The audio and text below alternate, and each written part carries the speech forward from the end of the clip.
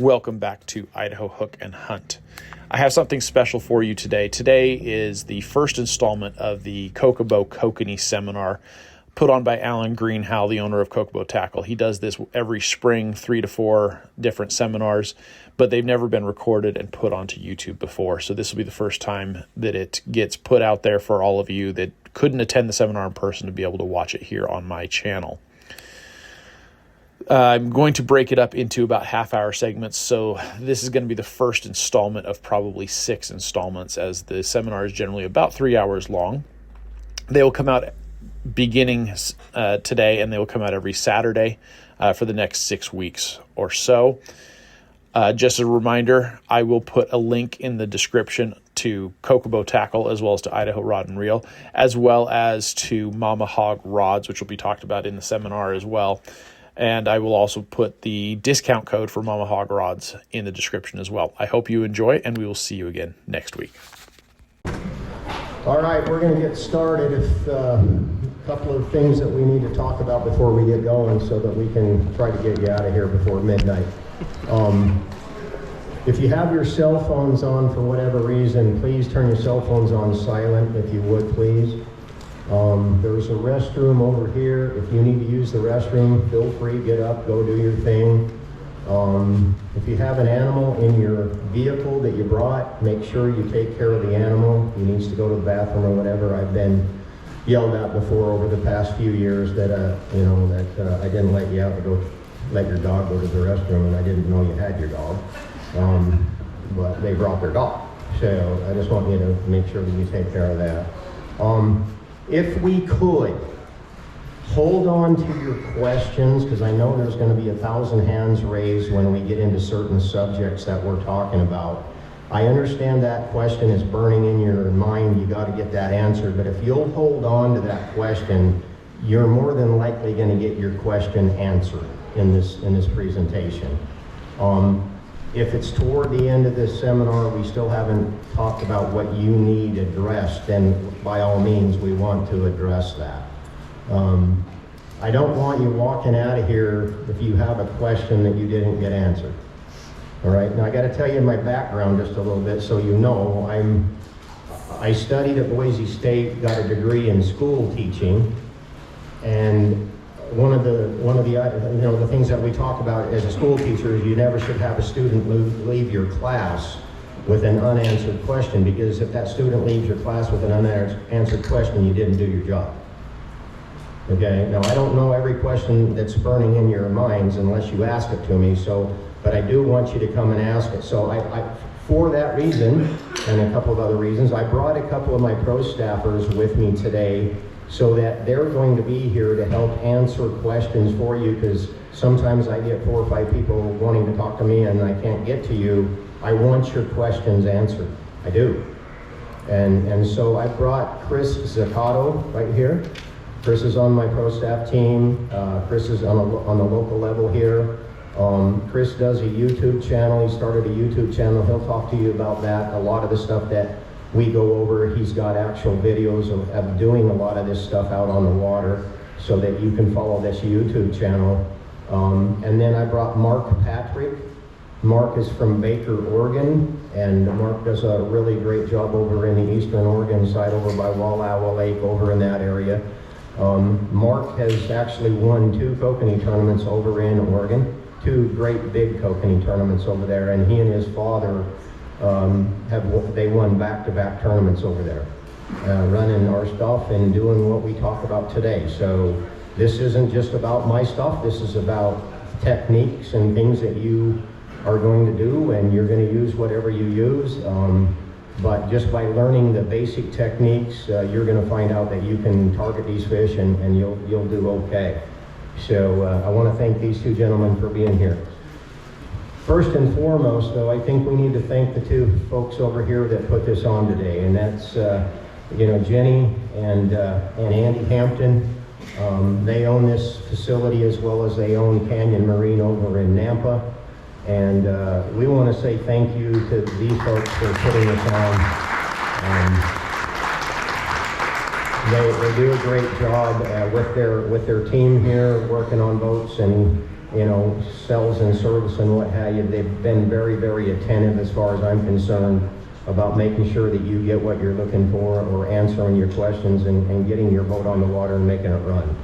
So we want to thank them for having us here today. So I think that's enough of the the housekeeping events, and Andy almost got hooked. So we're gonna get started. So what I want to tell you today is this, and I know there's some really familiar faces that are in the crowd. They've been to these seminars before. I've been doing these for 13 years. To let you know, we never charge anybody a dime for these. I've gone clear to Denver. I've gone to Seattle, Salt Lake, Eastern Idaho.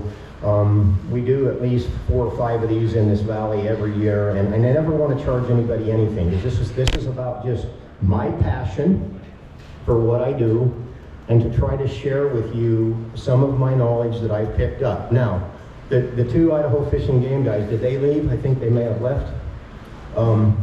But I want to tell you that Art, who is sitting over here, both of those folks have master's degrees in fisheries biology. But this gentleman that was sitting over here, Art, he picked kokanee as his senior thesis when he was at Utah State. And he selected kokanee as the fish that he was going to base everything on. If there's anyone in this entire Northwest that knows kokanee inside out and upside and down, it's Art Butts.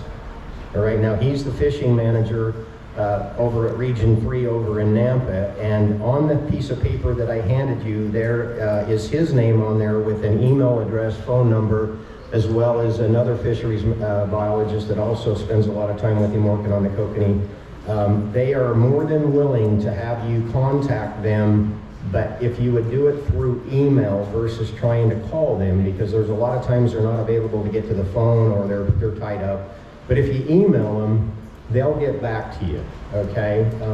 If you've got a question, you just got to know, reach out to them, because they're really good. They've even, if they say, come on in and meet me at a certain time, they'll do that too.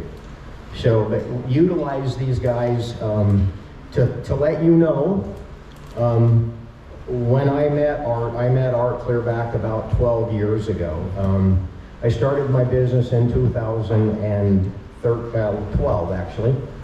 And I had an idea that I needed to know more about this fishery. I needed to know everything that I could possibly know. But I'm not a fisheries biologist. I didn't want to go back to school for another 6, 8 years. I just didn't. I'm too old in my life.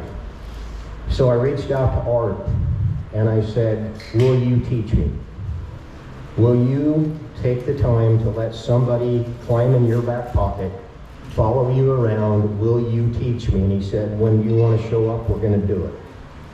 And so for the last 13 years, I've been in Art's back pocket, learning about this fishery. I have gone with him and spawned fish with him in the river.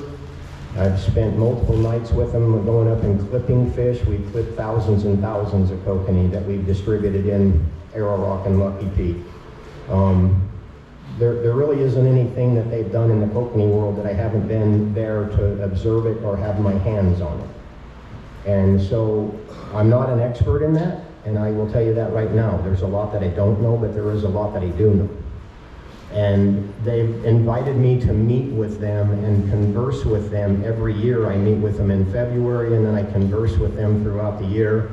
I've taken them on my boat fishing so that I have still that one-on-one relationship with the biologists. And so I want to be able to share that with you of what they are doing. I know I don't know exactly everything that they're doing, but I have a pretty good idea. They've shared a lot of that with me, and they brought some of that stuff up today, but I want to share it with you too for what they're doing, okay? Because these guys work their tails off in working with the kokanee, in the kokanee world. I won't lie to you, this is a very important fishery for the Idaho Fish and Game. No matter if it's in our region or if it's clear up in northern Idaho, it's still a very important fishery for this state. And as they were talking, they said, we're afraid that the early spawn kokanee could possibly go extinct. Well, I don't think that's going to be the case, but if things continue on the path that we're going on with the warmer temperatures and the low waters and what have you, could we see this fish kind of go away? Maybe. And it's not just happening in the state of Idaho. I mean, I talk to biologists that are in Wyoming and in Utah and Washington, Oregon. Early spawn kokanee throughout the entire West has really taken it hard. It's a fishery that's really taken it hard. And again, we don't have an exact reason, but I think a lot of it has to do with water temperatures and low water conditions that we're starting to see. And I don't know, it's going to be tough. And Phil knows this. He works with it every day. I mean, he sees exactly what's going on. So for what that's worth, a lot of this information comes directly from the biologist over there, and I just want to be able to share that with you. One other thing that I want to bring up to you, you need to know this. I'm where you're sitting too, okay? I want you to know that if I wasn't up here, I'd be sitting where you're sitting right now, and I want to try to help represent you or your voice if I can. If there's a reason that you can't get a hold of these guys, you can always call me and say, hey, Alan, I got a concern. What do you think? Can you reach out to the guys at the fishing game? I haven't been able to get a hold of them or whatever, what's going on. I want to be able to get you an answer. And if you leave me your, a number, I'm going to find out and I'll get back to you. That's just who I am. I don't want an unanswered question, and that's a question that you called me on, and I'm going to answer that, and I'm going to get back to you. If I don't answer my phone, it's probably because I'm doing something. I can't get to that phone, but I'll get back to you. But I will tell you this. I don't want the voicemail saying, hey, this is John. I want to know this and say, call me back and click, and you didn't give me a phone number. Well, I know 10 Johns, but I don't know which one you were. So you have to give me a way to get a hold of you, okay? And it happens all the time. And I think you're in a hurry and you don't even think about it. And click, I don't know who to call back. All I get is it says voicemail. I call the voicemail and that's what I get. So please leave me who you are and how I can contact you. Give me a reason that you're calling and then I will get back to you, okay? So that's kind of how that works. So let's get going because I know we got a lot to talk about. Again, hold the questions unless you absolutely have to have an answer for it, and then we'll address it. Okay. What you're going to learn today, so the Idaho Fish and Game Management Plans, I think that Phil kind of went over a lot of that. I will talk to you about some stocking records and maybe some things that they're up to. The understanding the kokanee behavior, where to find fish faster. So there's only limited number of hours on the water that you're going to be out there. Well, let's get going. We're not going to sit out on this water for 2 hours, 3 hours trying to figure out what we're doing, when in fact, we should be having a really pretty good idea when we get out there that what we're going to start with, what colors we think we're going to run, where we're going to find these fish. If you do your homework ahead of time, then you're going to find fish faster. I'll talk to you a little bit about my go-to colors, the setups that I use. Again, this is me. I'm not saying that this is what you have to do. I'm just giving you some ideas of where to start, but I think I'm going to push you in the right direction of where to go so that you're catching fish faster. I want to talk to you a little bit about your boat control, the equipment, trolling and landing the fish. All of these little things matter, or you're just out on a boat ride. And I don't like going on boat rides. I can go on a boat ride anytime, but I want to catch fish. So that's what we're all about. And then after the catch, what are you going to do with the fish? And then the regulations, the Idaho Fish and Game regulations that are out there that you need to abide by so that you know you're not doing something that you shouldn't be doing. All right, let's just talk really briefly about some of the stocking numbers from 24 and 25. So the reason I only just do a couple of years here, I could do the third year at 23, but I don't know that it's that pertinent. But our kokanee that are up in Anderson Reservoir, I don't know if a lot of you know where Anderson is, but it's about 115 miles here to the east going toward Fairfield and Sun Valley. That fishery up there, most of our kokanee up there are living to around 3 years. All right, that's when they go and they pull their ear bones out of they call it an otolith, and Phil showed you a picture of those slides where the rings in their ear bones, like the rings of a tree. They can kind of determine a lot of things. Sometimes they can set certain rings in there based on if it's a wild fish or a hatchery fish or whatever they're setting the ring for, but they can determine the age of that fish, and most of those fish up there at Anderson, when they're ready to spawn, are around 3 years old. The lucky peak fish and the arrow rock fish, on the other hand, are around 2 years. So there's about a 1-year difference between the upper reservoir and the middle reservoir and the lower reservoir. These are around 2 years, and this one's at 3 years. Now, not really quite sure if it's ever been determined, Phil, maybe you know, but I mean, is it a food source? Could it be a water temperature issue that makes this fish live a little bit longer? Density of fish might be great, is greater up here, but there's definitely a little bit of something. I know that the fish down in Lucky Peak and Arrow Rock can get big real quick. I was addressed one time by a biologist from northern Idaho that said that our northern Idaho fish are on a treadmill 24/7 and your fish are eating potato chips for 24/7 down in your region. That's why your fish are bigger. So these are never going to gain that much ground, but a lot of it's based on density of the fish, on size. So as we go through here, I'm going to explain that. So Anderson Reservoir, anybody here ever fished Anderson? Very popular. It's a super popular reservoir. So Anderson Reservoir right now, the fish size in Anderson is going to be about what it was last year. And so that fish size is going to be running around 12 inches. You may catch some 13, 14s maybe going into this year, but most of the fish that are hanging out in there are roughly right around that 12-inch range. That's about what you're going to see. It's not that 18, 20-inch hog that we used to catch up there at Anderson right now. Fish size has gone down, and they'll cycle up and down based on the number of fish that they have in the reservoir. The questions always come up, well, what has happened that's made this fishery, the size go way down, and so we're not interested in going up there? I'm going to tell you something right now. Kokanee are not designed to be a big fish. All right, we've got it in our heads that we're not going to go chase a 12-inch kokanee because kokanee need to be 18 inches long. Well, that's not going to happen. Not in all bodies of water. You may get a year where they are 18, but then they're going to go back down to kind of where they're supposed to be, and that's right around 12, 13, 14-inch fish at the biggest. Okay, so don't get in your head, well, that fish is so small, I'm not going to chase it. Well, I guess you stay home, because this is what we got. And really, this is what it's supposed to be, but we can play with that a little bit by reducing the number of fish in a body of water, and we can bring that size up by reducing the number of fish in the reservoir.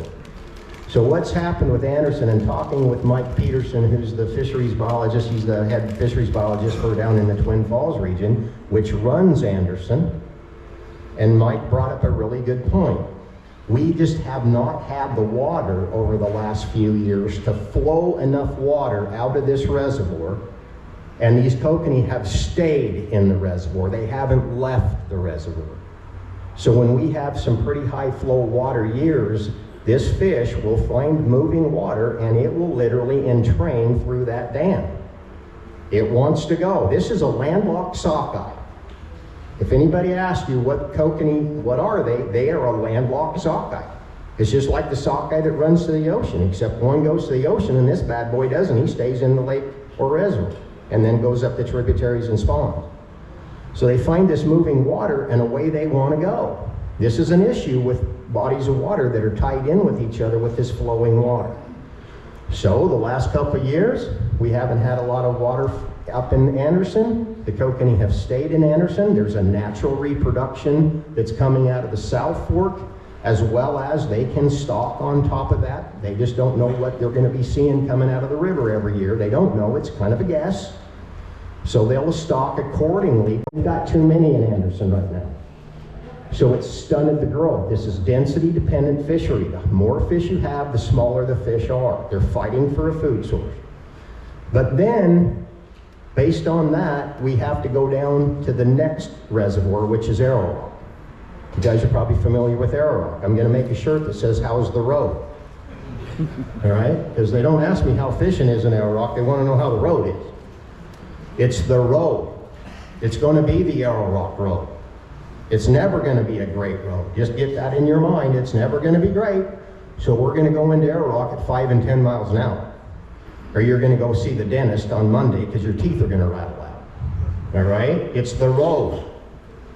But what's happened with Arrow Rock is they run the water out of Arrow Rock every year. If you know, by the time we get to August, you go up there and there's not much water left in Arrow Rock.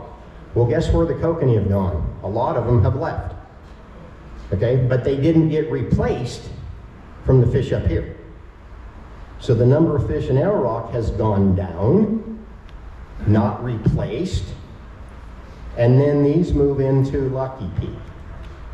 And then they stay in Lucky Peak, and a lot of them will leave Lucky Peak with the movement of water because they have to let a lot of water out of Lucky Peak for the irrigators, the farmers down below, because Arrow Rock and Lucky Peak and Anderson were built primarily for irrigation purposes. That's the reason they were built.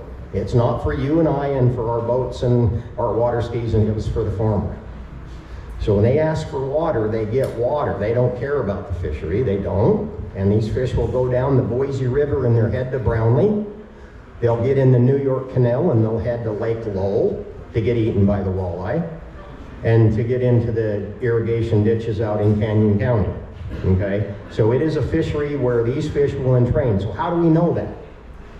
What was it, Phil? For 4 years, I believe, we went up to Ririe Reservoir and we clipped the adipose fin off the back of these little 3 and 4 inch kokanee. We were doing 20,000 a year. And then we would take and put them up into Arrow Rock, and then we would wait a year and go and see if that clipped fish ended up in Lucky Peak by gill netting Lucky Peak. Now we shouldn't find any clipped fish in Lucky Peak because we didn't put any clipped fish in Lucky Peak, right? Well, guess what we found in our nets?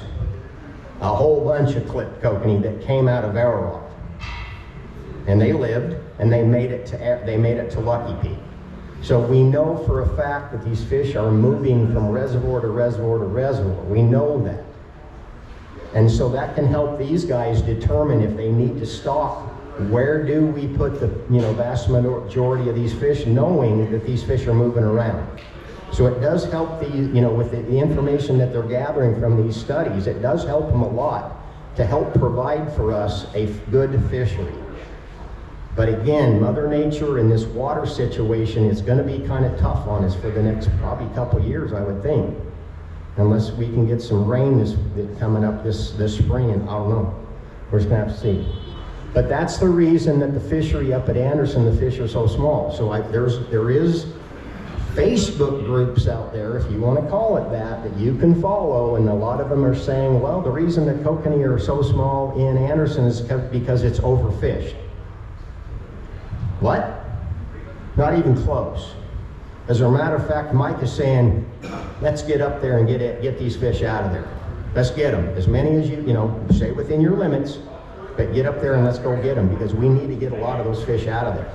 Again, I think Phil brought this up, or Art brought it up, talking about possibly putting in a weir at Pine. It's a possibility, it's not for sure, that there's a possibility they could go in and stop some of those fish from going up the river and slowing down the number that are going to go up and spawn, which means that will be less fish coming back into the reservoir, which eventually should drive the size of the fish up in Anderson. But it won't be this year. And it probably won't be next year, but it may be the next year that we'll start seeing the fruits of our labors in that, okay? So if you go up there this fall and they do have the weir set up, that's what's going on. You can watch them. You just don't want to get in there and get mess around with these fish. You can stand back and watch them. But that's kind of the game plan for what's going to happen up there at Anderson. All right. So, but you can see that in 25, Mike really reduced the number of kokanee that he put in there based on the density of fish in there. I did ask Mike if he's going to stop this year on Anderson. He's thinking probably not, because he thinks I still have enough fish in here. We're going to have enough natural reproduction in the next year, that we'll be okay without stocking. So one of the things you need to know, and I'm glad that Phil had this, this slide on there, was these guys like to fish. They've been on my boat before. They love to kokanee fish. So they're not trying to help, destroy this fishery. They're trying to help this fishery because they like to fish too, just like you and I. It's no different. That's just the job that they chose to be part of, and they're out there to try to help us and make sure that they can give us a great fishery because they want it too, just like we do, okay? So we go down to Arrow Rock, which is that middle reservoir, and again, you can see 300,000 fish in there. There also is a natural reproduction coming out of the middle fork, a little bit, and the south fork provides somewhat of a natural reproduction for arrow rock. So it's not just primarily stocked by the Idaho Fish and Game. Yes, they help it, but they're also bringing on, you know, the natural reproduction's coming down. Lucky Peak, on the other hand, folks, again, they're getting an entrained fish coming out of arrow rock, but they're also relying heavily upon stocked fish in Lucky Peak. Now, a lot of you say, well, I've gone up to Roby Creek, you know, Moores Creek, Grimes Creek, up in that area when we have good flowing water years, and we'll watch the red kokanee spawn. You're right, you do. They will go up there and spawn, but they're also spawning in pretty hot temperatures late in August, first part of September. As you know, it gets pretty warm around here. Water flows are really low, and they're really not, those eggs are not really producing at all. They're dropping the eggs, but the water flows and the temperatures are too high. These eggs are not doing really anything. They're not producing. So are we getting a natural reproduction into Lucky Peak? The answer is very, very, very little, if any. It's all coming from arrow rock and naturally spawned fish. So do we want to try to catch those fish in Lucky Peak? Yes, but the problem with Lucky Peak, and I'm sure there are other bodies of water from, I know a gentleman's here from Utah, I can vouch for what happens in Strawberry Reservoir. There's just so many recreationists on the water. Okay, so you try to go to Lucky Peak and go fishing in end of May and into June, you better get up there super early and get off of that water super early, or you're going to get dumped by a wakeboarder or a jet skier or whatever. And they're going to run right over the freaking top of you. And that's just what happens. So I'm giving you FYI fair warning that if you want to go fish Lucky Peak, I suggest you get up there fairly early in the morning and try to get off of there before noon, or you're taking your life into your own hands. It's just the way it is. And arrow rock's getting just about as bad. But we got a lot of people moving here, and it's just, we have very limited areas of water for recreationists, including fishermen. So that's kind of what's going on there. Now, Housekeeping Reservoir, which is up in Valley County, they have stocked kokanee up in Housekeeping. It's a late spawn kokanee that's been being put in there, so you can go catch kokanee in Housekeeping during the, you know, this season, or go ice fish it for kokanee, and guys do fairly well. But I want you to bear in mind that fish in the winter, if you go through the ice, is going to be pretty dark. It's pretty really nasty-ish looking dark fish, but some people will eat red fish. Some people will eat dark fish. You know, not something we do, but you can. But Housekeeping's got kokanee in there. Then we have Cascade. I know that question was asked about Cascade.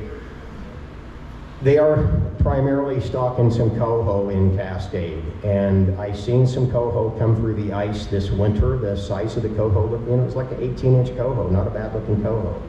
All right, and so one of the things that you have to watch when we're getting Chinook or coho in these landlocked situations is how do they cut? Do they cut nice and red, or are they cutting kind of a peachy looking white cut? And we're finding that when, you know, when you were doing the Chinook situation, those Chinook didn't cut good at all. They were really nasty looking and didn't taste good at all. I can just be honest with you. We're kind of waiting to see what this coho situation looks like on how they cut. Has anybody caught any coho up there lately, up in Cascade? Okay. Well, if you do and you fillet it open and you notice that it's peachy white, well, it's probably because it's been harvesting on fish, not, you know, a crustacean, if you will, that allows it to have the keratin and make the meat red, or meat really orangish red like a kokanee. An early kokanee, I should say. If you notice, we go up to Payette Lake. It's become a super popular reservoir. I shouldn't say reservoir, even though it has a little dam on it, but lake, Payette Lake, becoming popular for kokanee. Now they've reduced the number of lake trout in there. They're not going to eradicate the Lakers, but reducing the number of lake trout in that lake has also brought up the population of kokanee. So it's becoming a popular destination to go fish for kokanee, a beautiful, beautiful lake to fish. And again, it's 100+ mile, a little over 100 miles north of us. I will say this really quickly because some of you may not know this. They're going to charge you $15 to unload and load your boat. That's just $15 at the city boat ramp in McCall. If you want to drive over to Ponderosa State Park and you have a parks pass that you can put in the window when you register your vehicle, then you're allowed to go in there for nothing. And they have a very nice boat ramp there. And then there's a boat ramp to the northern end of the lake, and that one you can unload without paying there. But if you want to try to unload at that main city boat ramp in McCall, they're going to charge you $15 to do it. If you notice too, Payette Lake is, they're stocking some coho in Payette Lake. We've seen a few coho that have come out of there this spring that are pushing 18 to 20 inches long right now. So those were some coho that they put in there a couple years ago. And believe it or not, they're cutting really, really red. So filleting those fish, they're beautiful on the inside. So not a bad fish to catch. Also above Payette Lake, there's a little lake called Upper Payette Lake. I'm not talking about Little Payette Lake. I'm talking about Upper Payette Lake. There's kokanee in Upper Payette Lake. You can see that they've stocked some in there. Now, an interesting reservoir, if you want to travel, is Ririe Reservoir over in eastern Idaho, over by Idaho Falls. I grew up over there. That's kind of where I cut my teeth on kokanee, was over in eastern Idaho when I was a lot younger. My dad and I used to fish for kokanee over there. But it's a super popular reservoir, but it's not very big. It's only about 7 miles long, very, very narrow. But it has been traditionally an incredible kokanee fishery over there. They don't get super big. Again, I'm talking 12, maybe 14 inches. But one of the things that they've done is they introduced regular quote-unquote sockeye. Okay, this is a natural mother-father sockeye that went to the ocean. They collected the eggs. I understand it came from the Upper Columbia, is where I'm hearing. Is where those eggs came from, was the Upper Columbia. They incubated these fish, or these eggs, and now they've stocked them in Ririe. The question that I've asked the biologists over there was, give me some ideas. Is this kokanee gonna get bigger? Is this kokanee gonna live longer? Will we know that we caught a sockeye? How will I even know? Well, the answers I've been given is we just don't know if they're gonna live longer, and we don't know if they're gonna get any bigger than a typical kokanee in here. Okay, and will I know that I caught the kokanee? And the answer is no, you won't. Unless we had a Phil over here that pulled out the otoliths and looked under the microscope and said, yeah, that's a sockeye, because they've thermal marked those eggs so that the rings in their ears have changed, that ring has changed, and then they can see that distinct marking in the ring and say, well, that's a sockeye that we put in here. But for you and I to go out there and pull that fish in and say, well, is that a kokanee or is that a sockeye? Well, they're both really sockeye, but you won't really know. Okay, so this is going to kind of be fun to kind of monitor what goes on over there with these actually quote unquote sockeye. So something fun that they're doing. And then the lastly, we talked about was Deadwood. Deadwood was our primary egg source reservoir for the entire state of Idaho on early spawn kokanee. All right, so I'm going to jump ahead really quick